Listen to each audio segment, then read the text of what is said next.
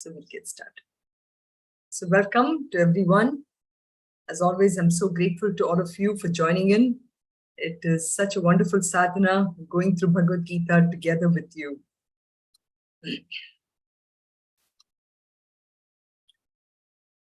Om.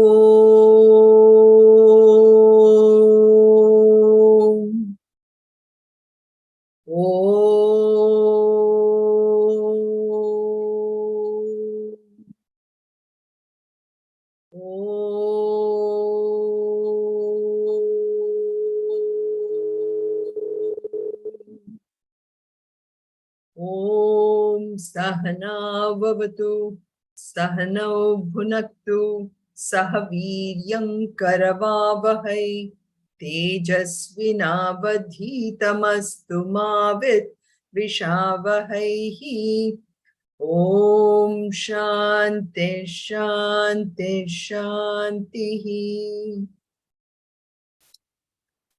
Om Parthaya Pratibodhitam Bhagavata Narayanena Swayam Vyasena Kratitam Purana Munina Madhye Mahabharatam Advaitam Vridavarshini Bhagavati Ashtadashadhyayini Ambatvam Anusantathami Bhagavad Gita Bhavatveshini Namostute Vyasa Vishala Buddhe Pulla Ravindayata Patra Netra Yena Tvaya Bharata Taila Purnaha Prajvalito Jnanamayah Pradipaha Sarvopanishado Gavaha Dogdha Gopalanandanaha Partho Vatsasudhir Bhokta Dugdam Gitamritam Mahat Vasude Vasutam Devam Kamsa Chanuramardanam Devaki Paramanandam Krishnam Vande Jagadgurum Sarvadharman Parityajya Mamekam Sharanam Vraja Aham Tva Sarva Papebhyaha Mokshayishyami Ma Shuchaha. So we are on the 5th chapter. We are almost on the middle of the 5th chapter. And this chapter, like every other chapter, is, so very important. But each of these chapters really pushes us to the next level of who I am as a human being. What is really my role in this world? Why have I come? And how do I really act in this world in such a way that it pushes me to my real goal? So we all have all these other goals, small goals, for which we know that those goals are there only for us to improve ourselves. So it's like Bhagavan provides us all these goals for us because he knows that we have these desires. And so to fulfill those desires, we create a goal. And once we fulfill the goal, we have to move forward. But we all, if we did not have this knowledge of Bhagavad Gita, we can get just stuck. And therefore, each of these chapters, as much as it is an advice for Arjuna, but it is also something for us to learn from one step to another. So 5th chapter is a very, very important chapter. It's a prelude to the 6th chapter, which is a chapter on meditation. Before we really understand what meditation is, I really need to know what am I meditating upon. So therefore, 5th chapter really gives you the knowledge, because without the knowledge of anything, there is no way we can put it into practice. And that is why the 5th chapter is an extremely important chapter, because there are quite a few sadhanas as well. And we have been talking about some of these sadhanas in a very simpler way. And I'm hoping that in every chapter, you will see something that you can relate to. So that being said, today in reflection time, I wanted to go back again and reiterate the fact that the biggest problem for all of us is we are literally caught up in this web of day-to-day life. It's a very powerful statement, this word samsar. In Tamil, samsaram means a wife, actually. So wife, or, it's an analogy. It's figuratively speaking, we are so attached. And sometimes, we look at the wife as a female from a point of view of the fact that, a female are more emotionally connected. So we are emotionally connected to this samsar, whereas we have to move away from that emotion, right? We are emotionally connected to all these desires, what we are caught up in this world. And that is why this cycle is such an important aspect, because if I don't realize that this desire is the one which is capturing me into samsar, I can really get bound to it, because this desire is like a thought in my mind. This thought this thought cannot do anything but lead to some form of an action. And when I act, if I only recognize by being a witness that there is this desire which need to be acted upon, I'm okay. But what is happening is this action leads to a result, and that action leads to a kind of an impression. It's almost like, suppose you're going in you're mountain trekking, or you're going on into a forest or something, and suppose you get lost. Somebody can really find out who you are by your foot tracks, correct? By foot tracks, because you would have been wearing a certain slipper of a certain size, and they can look at that size and figure out that you have gone this way. So too, our desires are specific sizes, specific footprints. And that footprints, it gets laid there. And these footprints, we keep on stamping on top of it, on top of it, on top of it, and we get caught. So that's the aspect what is called as vasana. And this vasana leads us to this endless samsara. So in chapter 3, which is not too long ago, we actually came across this beautiful shloka, which talks about how this world really enslaves us and how we can come out of it. So here the word that was used, yajnarthat karmanaha anyatra lokaha ayam karma bandhanaha tadartam karma kaunteya mukta sangha samachara.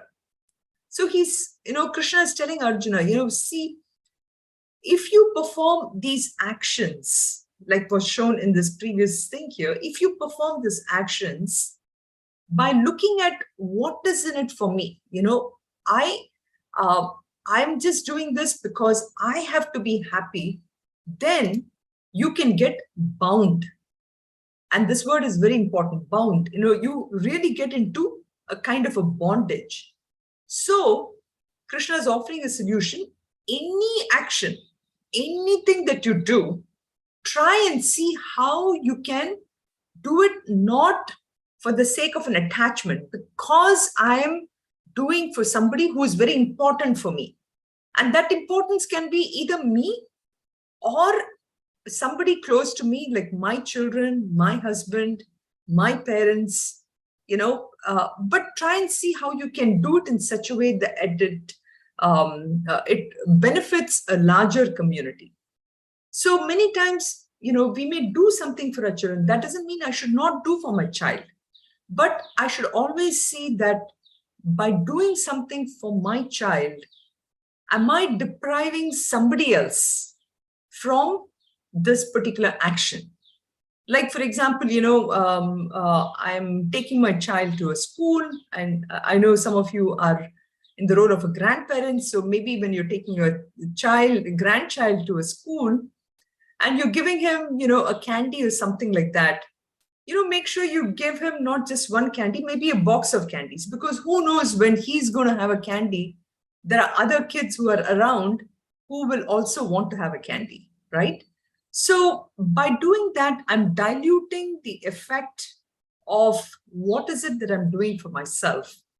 So this kind of a thought process, if I can use in every possible way.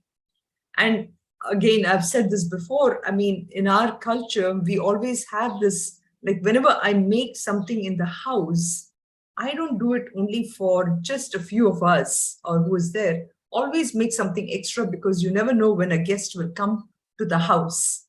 So this is a way that I'm not bound only to myself and the close to people around us, right? So that is this idea of how any action really binds us. We find that, action by itself is very, very innocent. We don't even know that these actions are really binding us. But these actions, they bind us, and we lose our freedom. When we say that actions are binding us and we're losing freedom, when you look at this picture here, you see this picture, of a person who is completely tied by ropes. And we immediately think that, this person is in a jail or a prison or something, where the person cannot move, the bars and everything is there. But in reality, that is exactly what is happening to us. Every action that I do with a thing that I'm doing it for myself or people close to me without thinking about the whole world, they are actually binding me. And this is something in a very psychological and at the mind level, I have to understand this, not a physical level. I'm just showing a picture of a physical person because I cannot show you where the mind is being bound by my actions. At the mind level, it is the desires, but at the physical level, whatever I do, that is binding me. So then the question comes is, why do I do what I'm doing, right? So if I ask you this question, why do we do what we do? What would you say? What would you say is all our actions? Why are we doing all these actions? Just a very simple answer. What do you think?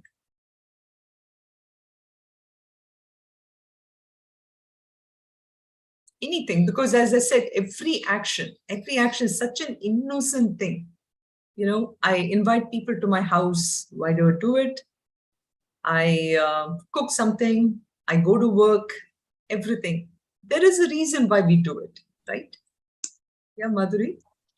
In everything, we get the happiness. We look for the happiness in doing some actions here. Exactly.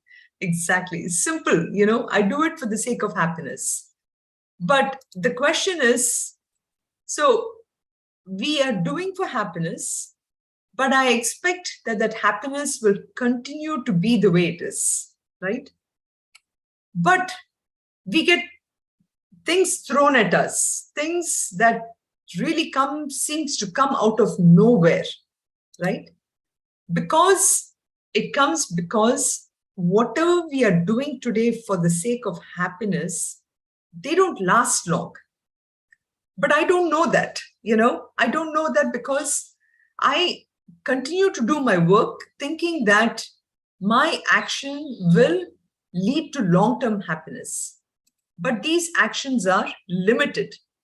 The actions are limited by time, by location, by the people around me.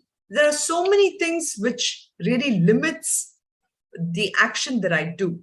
So simple thing, as I said, I'm doing something for my grandchild, and I think that, he's going to be happy or she's going to be happy. But she already has a different thing in her mind.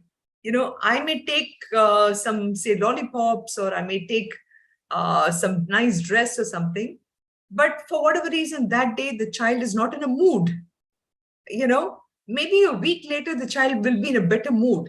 So actions are always limited by surroundings, by all these things, right? But we continue to do our actions to achieve the results. But we find that the results are actually completely unpredictable. We think that, that action, the result of that action is in my hands. Like I gave this example of the grandchild, right? We think that the results are totally in my hands and it's very predictable, but it is really not predictable at all.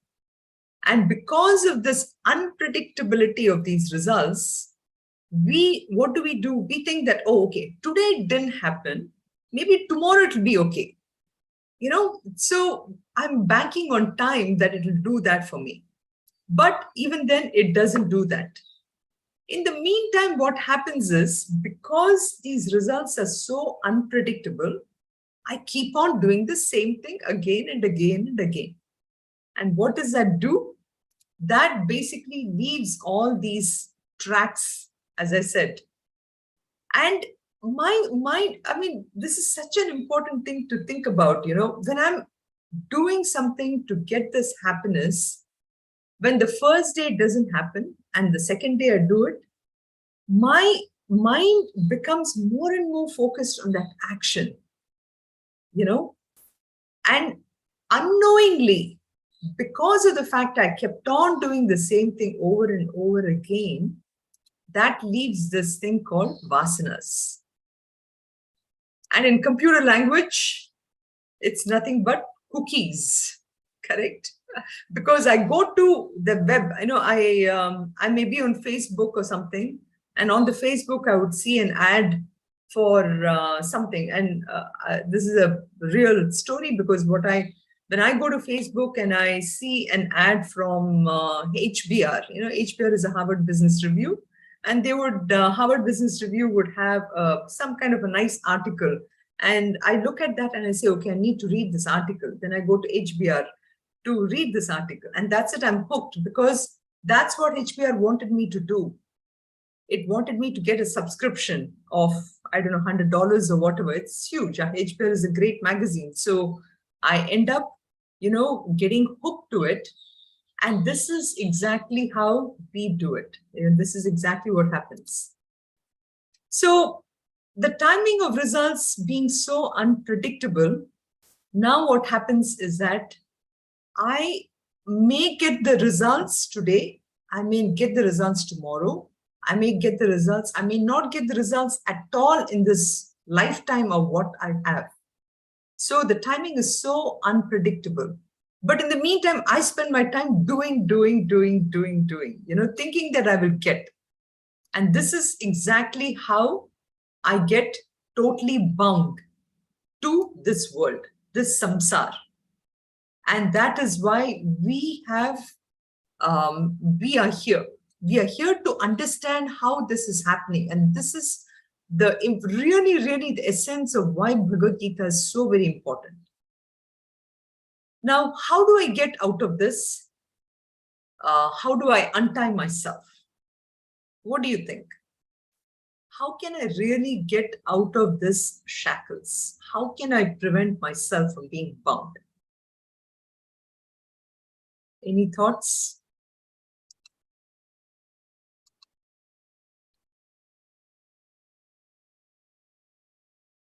What do you think?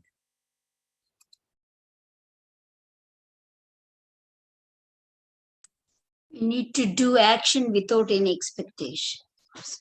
You have to do action without expectation. Very good. But unfortunately, our mind doesn't like to do it. There's always a motive. We're looking for a motive to do an action. Suppose, I were to ask a young boy who's just walking down my street, and it's still summer in Michigan, and the grass is growing, and I'm tired, and I'm asking this boy, can you come and do this for me? He's going to say, what will you give me? How many dollars per hour are you going to pay me? Right? So everything, there is a need for a motive, or there is like, what is in it? It's very hard to make it as doing without any expectation, right? So that is why there is a simple answer, which is what was given in the shloka number 10 in here. The simple solution is just doing it as an Ishvara Arpanam, But even Ishvara Arpanam doesn't happen right away. Because how do I really recognize that Ishvara who is there? Because I cannot see him. I cannot see that is in and through everything, right? So the only way I can do it is by starting to be grateful. And even this grateful or gratitude cannot come just like that. If I say, of course, we start with telling our children, say thank you, that's the first thing we always tell our children, whenever somebody gives you something, say thanks, right? Which is good. In the beginning, we are telling the child, be grateful for what you've done. But after a certain time, we actually forget to tell the child why they should be grateful. So up to an age of 7 or 8, you can train the child to say thanks, right? But then after that, what happens is the child gets so busy with school and everything, and we find that if we don't give a reason for the child to be grateful, the child may not necessarily be grateful. That's when, you see how the whole turn of events happens for children for all of our, in this world. That's when the ego starts to grow in a child, right? Slowly the child starts to feel, I'm very important. And the schools and all, what do? They make that ego even more important by giving, saying that, all these competitions, all these things, and at that point in time is the right time to start telling the child about nature, about trying to show, see, look at the sun, look at the moon, look at the birds, look at the trees. Each one of them is just doing it by themselves. Look at your own physical body. Look at how your heart is pumping the blood and taking the stuff to everywhere. Who is doing that? Yeah. So slowly and slowly, when I start to explain to the child about the importance of how God is there in and through everything to do things, slowly and slowly the child develops that gratitude. And when that gratitude happens, then it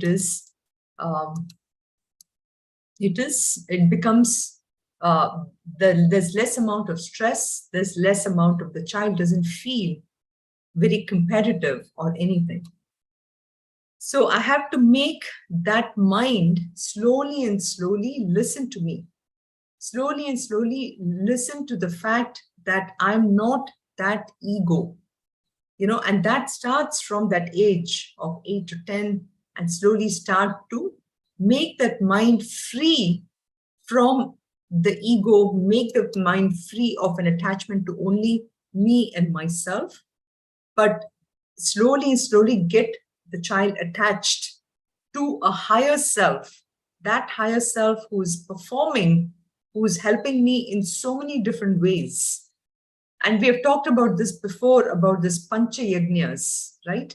So getting the mind to see the beauty in my own parents, helping them, getting the child to see the people who have come before me, my grandparents and everyone, getting the child to see the innovations, the discoveries, how people have made the world of such a better place. slowly and slowly, when I make that mind do that way, then I find that I can make the mind free from attachment of any kind. So I wanted to give that whole thing, which is how the shloka 10 of chapter 5 really gives that Brahmanya Daya Karmani Sangam Tyaktva. Give, totally abandon that attachment, make the mind free of attachment and offer it to that Ishvara, Brahmani, Adhaya Karmani, Brahmani in the form of Ishvara. When I do that slowly and slowly, there is no anxiety, no worry, nothing. And that is lipyate nasapapena. So here you can also equate that sin as no anxiety, no worry. You're just very calm and you do whatever you have to do. And then in the shloka number 11, we saw about kayena manasa buddhya kevalair indriyairapi yoginaha karma kurvanti sangam tyaktvatma shuddhaye. So when I do it, then sangam tyaktva atma shuddhaye, I attain the purity of the self, which is necessary for me to go even higher in my evolution, right? So this is the idea behind what was said. So in shloka number 12, we saw finally that Lord Krishna says that when I do this, it is leading me more and more closer to my final goal of liberation, of moksha, which is that ultimate happiness, which I'm trying to seek. So in that, he also compared a karma yogi to a non-karma yogi. In comparing, he wants to show about how that happiness which I'm trying to achieve, that unlimited happiness, can be obtained only by karma yoga. Okay, karma yoga is the big, huge step for all of us. And that is, that's how a karma yogi would do it. Whereas a non-karma yogi is always bound to this world looking for that happiness in that small things, which, that small things which leads to those tracks.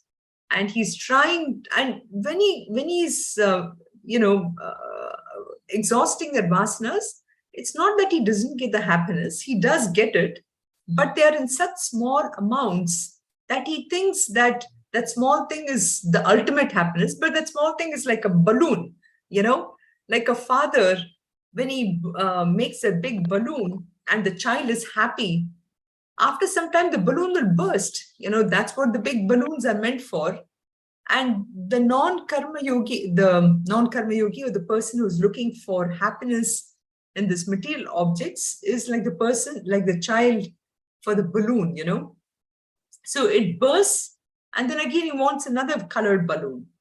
So our idea is, as a human being, we have an ability to reach that ultimate happiness, which is not dependent upon any of these objects, etc. So then the shloka 12 is basically saying that you have to be a yuktaha, not an ayuktaha. Ayuktaha is this materialistic person. So that having understood really what karma yoga is, then last week we started seeing what is karma sannyas. So the focus now really shifts to what is karma sannyas, and we are looking to what is the next step in this evolution. So through action, we are trying to get rid of our own attachments. And last week we spoke about the 4 attachments, or at least the 3 attachments, which then leads you to being non-attached. And the non-attachment, once we have that leads to what we call this is a karma sannyas, or the path of actionlessness. So that is the path of actionlessness, which many times we think it is, the aspect of just trying to sit in one place and meditate. And we think that is really actionlessness, but that is not actionlessness. Actionlessness comes out of total understanding that I have been there, done whatever I can, and I have understood that those actions does not take me to the ultimate happiness, And that ultimate happiness is actually nothing but me, myself. And in order for me to understand that me, myself, I have to slowly start to meditate upon it. I have to start to understand that aspect of it. And that is why this Shravanam, Mananam, Nididhyasanam path is being given, where I have now listened to Bhagavad Gita, I've listened to the Upanishads. Everything is pointing to the fact that I am that unlimited happiness. So I need to sit and meditate upon it. And for that, I have to renounce everything. And that is that karma sannyas. Sannyas means renunciation. I have given up all my karmas, which I have understood is not going to give me total happiness. But that karma yoga, this karma is not to be confused with karma yoga. So karma is indicating those actions which are driven by desires. That is not okay. So in shloka number 13, we see that we started seeing this last time. Sarva karmani manasa. That is in my mind. Okay. Because as we said, it's only in the mind that we have these desires. And these desires are nothing but thoughts, right? So sarva karmani manasa sanyas aste sukham vashi navadware pure dehi naiva kurvanna karayan. Naiva kurvan na karayan. So such a person who has mentally renounced all actions through understanding, very important. He has not just run away from everything like what Arjuna wanted to do, but truly by understanding that these actions are not going to give me that ultimate happiness. That ultimate happiness is me, myself. And with that understanding, when a person gives up the actions, sarva karmani, manasa, through my mind, renounced, sannyasya, such a person reaches aste sukham vashi. The vashi is a very important word, which we will analyze a little bit. That person is established. Aste sukham, aste, which is established in that sukham, and he has really conquered his mind and senses. And the comparison is navadware pure dehi na eva kurvan na karayan. So he's like, a person who's sitting in the fortress of this 9 gates. And we saw the 9 gates here in this example I showed you. Just like a fortress, which is like a security, the security with only wherever the holes you see, through which the person from inside is observing what is happening. That's the whole idea of the fortress. You have all these guards who are observing, who are extremely alert. I mean, what a powerful example, I think, if you think about it. A fortress is used only to protect the individuals inside, the king inside, and you have all these guards through the holes, very alert, observing everything. And the same way you have the body. The body is compared to this whole fortress. And all these organs of knowledge and organs of action.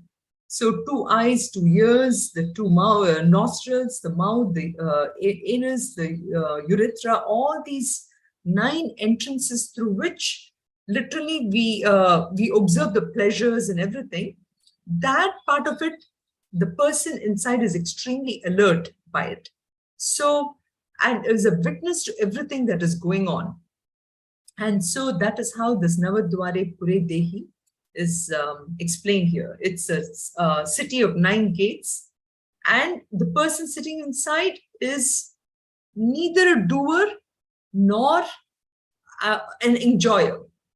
And this just a beautiful poetic way in which sage Vyasa has actually compared the person sitting in the body. So this can be compared to the sun and the rain, right?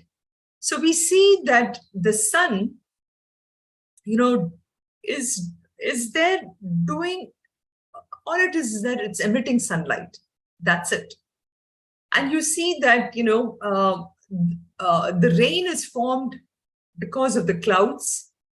Did the sun cause the rain to happen? No. The clouds were formed. The clouds then became the rain. And then we saw the rain, really flood the earth itself. So everything just happens as such a natural action and a reaction part of it. And we think that the sun is doing, right? But the sun is just doing what it is supposed to do. But everything happens as a kind of a whole cycle of events. So just like that, the Atman is also the consciousness, which is Sat, Chit, Ananda. Okay? That consciousness is completely not involved at all. But in the presence of Atman, everything happens. So in the presence of that Atman, the eyes, for example, just like the fortress, the holes we saw. So in the presence of the consciousness, the eyes gets the ability to see. In the presence of consciousness, the nose are smelling. In the presence of consciousness, the intellect is thinking. The mind is, reacting. All these happens in the presence, but the Atman itself doesn't do anything at all. Just like, in the fortress, the king doesn't do anything at all.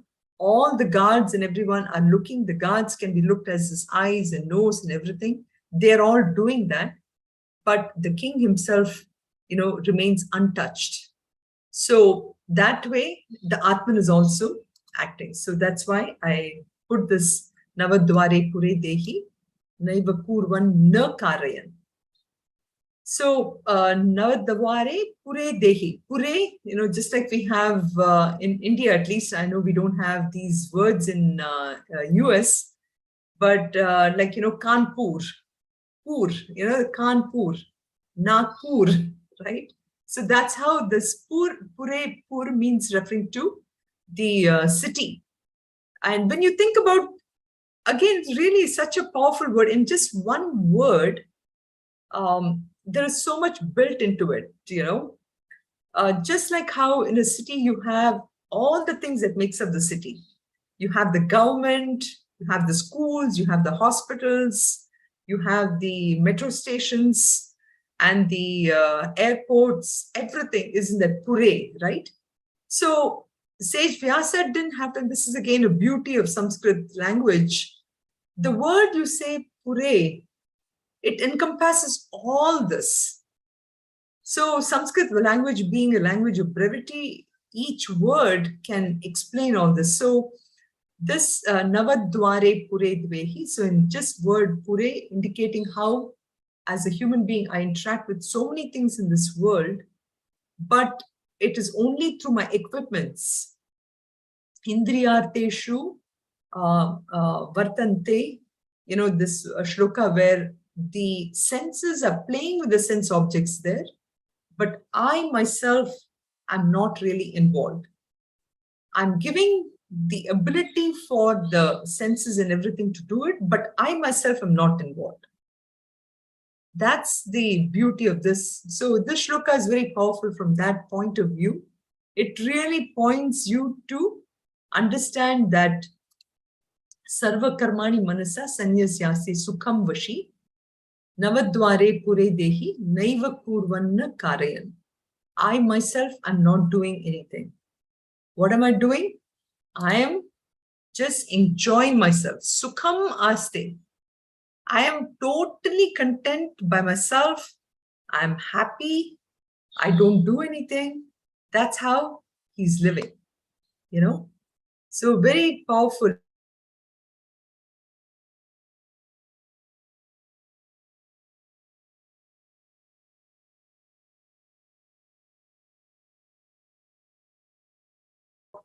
Why is this? Why does he bring this importance? Because, again, a comparison. I just wanted to put this comparison here. How do we live? We live as the body, right? for us, this body is like my house. Okay. Now, I don't take, wherever I go, I don't take my house along. Correct? I just take my body along with me. Although I have to say that in India, this is a simple joke here. In India, it is very hard to leave your house and go away. Somebody has to always stay in the house. If somebody is not there, I tell you, you'll always be worried, is somebody going to burgle my house? Is a theft going to happen? So psychologically, you're always carrying your house with you everywhere, you know? So this house, which is like this, which has everything, your house, has your car, your gadgets, your relationships, everything, this whole world of emotions and thoughts, you're actually carrying with you in this body. So this body is like your house, you're carrying everywhere. I mean, we don't think about it that way, but if you were to just close your eyes and think about what are the thoughts that comes to my mind, it is actually just about everything. It is either some kind of gadget or some relationship, or did I turn off the gas? Did I turn off this lights? Did I, I need to go to the mall to buy this. I need to go to Myers to buy milk. Just analyze the thoughts. And if I analyze those thoughts, it is pretty much, it's something or the other connected with a house. So that is the Bhagavan Shankaracharya, actually, he makes this thing that we don't live in a house, we live as a house. We live as the body. And this body, with this body, mind, intellect, and everything, is constantly thinking only about this. Food is another major thing, right? What am I going to make today? Do I have enough things to make whatever I want? What am I working on? Did I finish this project? Is this boss going to tell me something? All this is part of the world in which I live in. And that is this Navadware Pure Dehi. This Pure, which is a city which looks things about all this. That is where I'm living. I live as the house. I don't live in the house. I have to live in the house, use the house, but I'm not the house. I'm not this body. But I look at this body as my house. And that is why this shloka is trying to remind us, Navadware Pure Devi, na kuryan, na karyan. No, neither do I things, neither do I do things. I'm that Atman, so I don't do things. Neither do I make things happen. Purayan, that is the other one, which is neither do I do things, nor do I make things possible, nor do I make things to happen. None of those. I am totally unattached. I just stay there. Again, the examples that we have given in the past about electricity. For example, electricity doesn't do anything, but the electricity makes the fan move. The movement of the fan, the movement is, it makes the movement, but it is the fan which is moving. So too, electricity makes the lamp glow, and glowing is part of the bulb, but the electricity just provides that energy. But electricity doesn't make, the glowing of the bulb is in the bulb. The movement of the fan is in the fan, but the electricity just makes it happen. Electricity is not the fan. Electricity is not the bulb. But so too, what this shloka is trying to show is that the person is that the person is not the house, the person is not the body, the person is not the mind, not the intellect. The person who is sitting in this 9 gates body of mine is only making all that happen. But the person who is that Atman, is independent of it, is unattached to any of these. So very, very powerful meditative shloka. So if you can just spend a few minutes even just thinking about this, how today I live as the body, So sarva karmani manasa, every word, just focus on it and meditate upon it. Sarva karmani manasa. Okay, I'm giving up all this. Sanyas aste sukham vashi. I give up all this because those are not things that is giving me happiness. I am happiness myself. So I'm totally controlled in that. Navadware pure dehi. Nava means 9. Dwara means the doors or outlets. Pura means the city. Dehi, the person who is in it. And that Dehi referring to that Atman here. Naiva Kurvan na Karaya.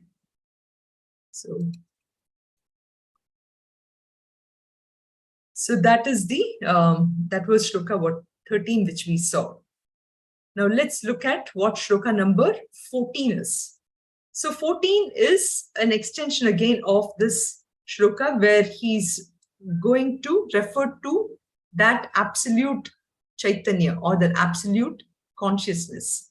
So as I said, we are on this shlokas referring to karma sannyas, which is talking about the path of actionlessness. So that Atman, which is sitting in me, that Dehi, is totally actionlessness.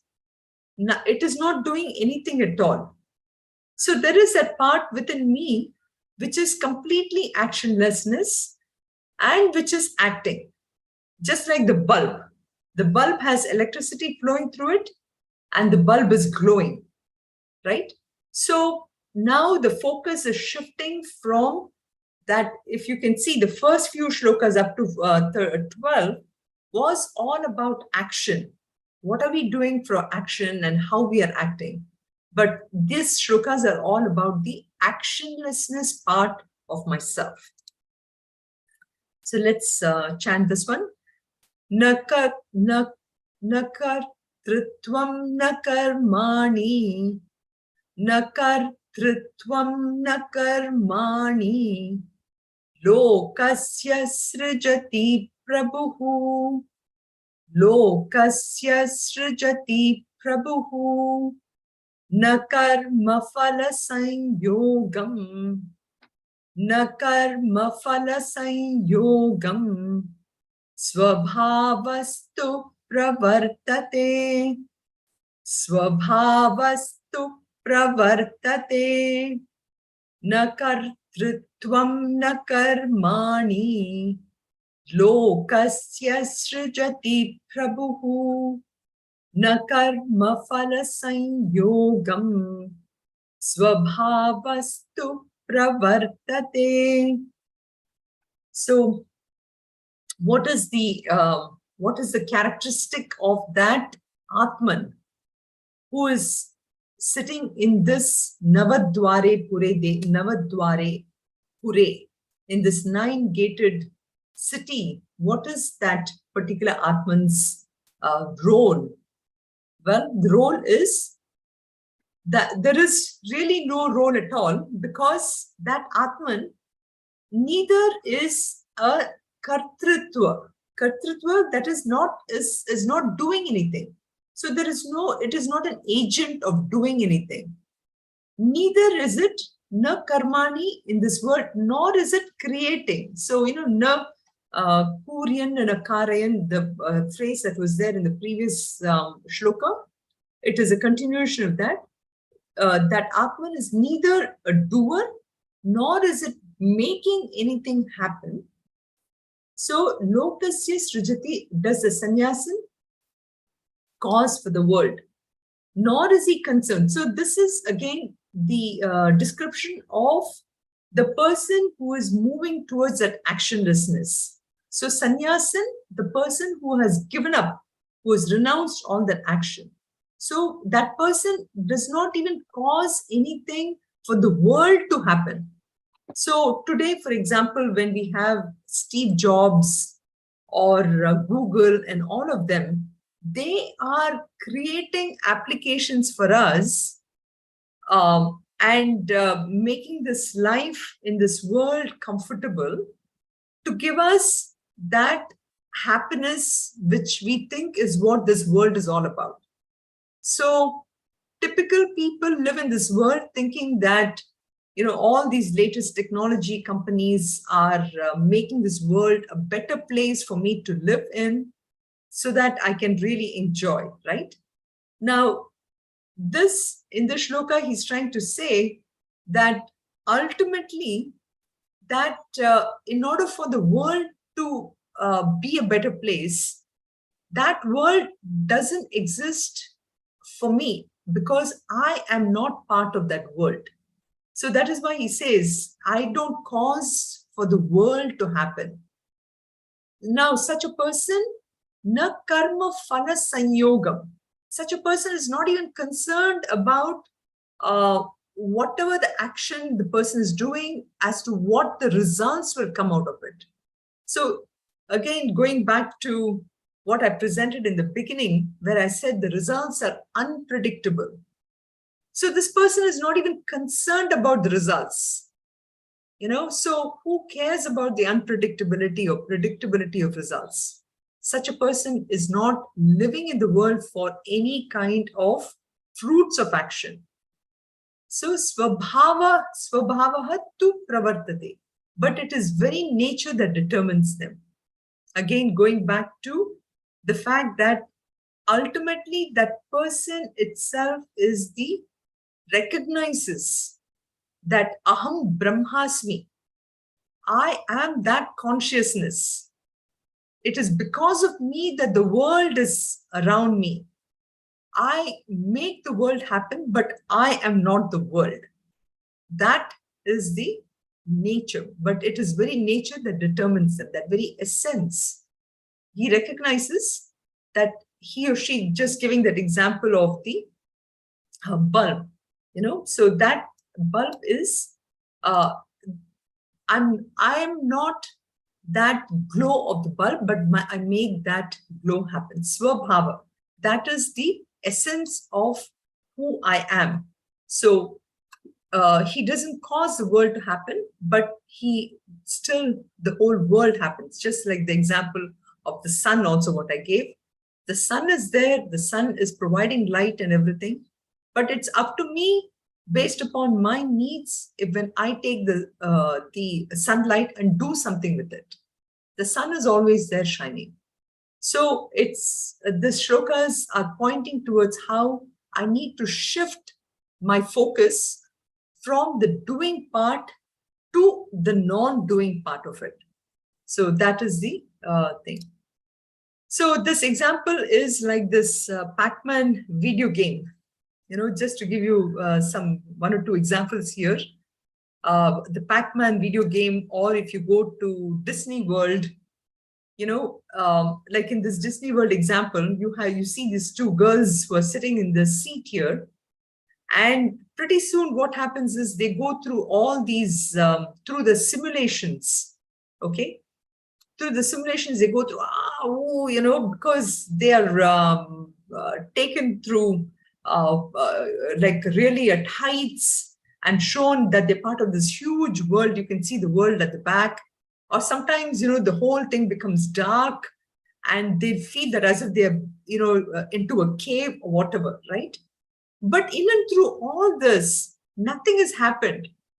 They are sitting right there.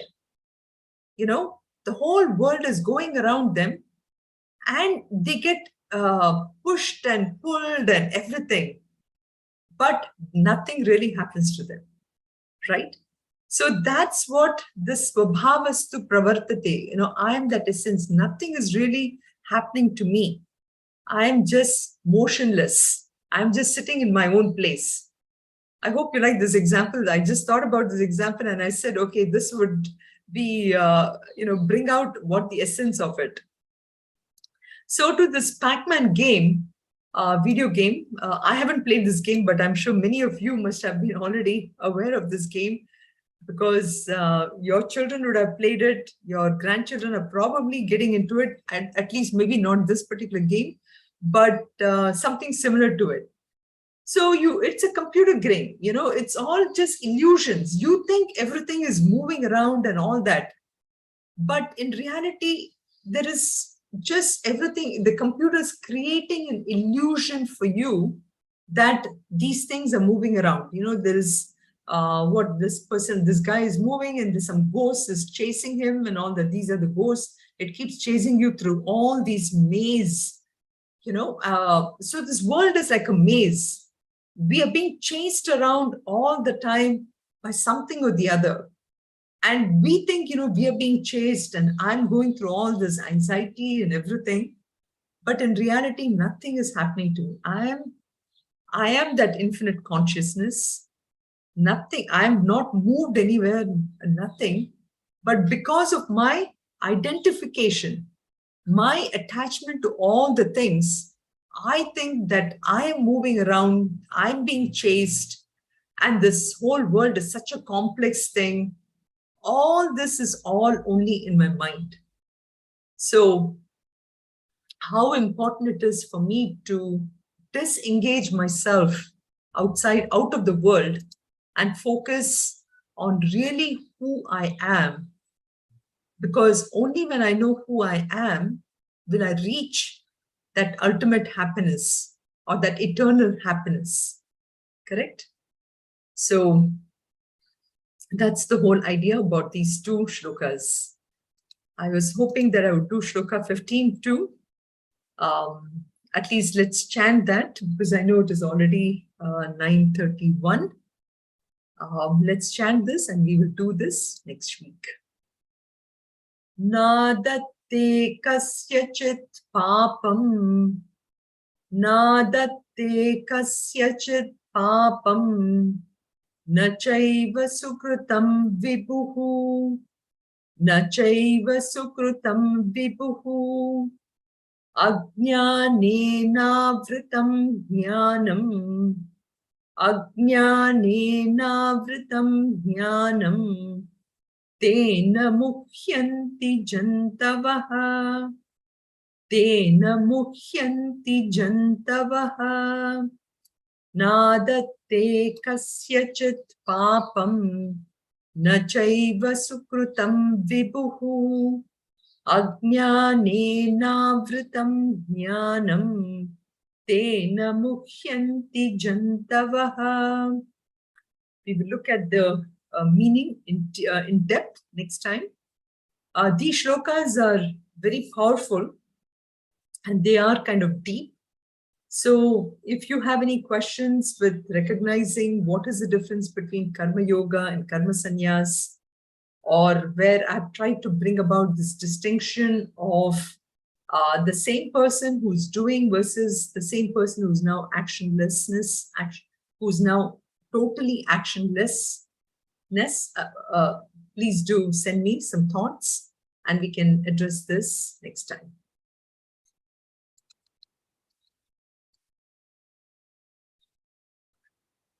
Sarve bhavantu sukhinah, sarve santu niramayaha, sarve bhadrani pashyantu, ma kaschit dukkha bhag bhavet. Om shanti shanti shantihi. Om Purnamadav Purnamidam Purnat Purnamudachyate Purnasya Purnamadaya Purnameva Vashishyate. Om Shanti Shanti Shantihi. Harihi Om Shri Gurubhyo Namaha. Harihi Om.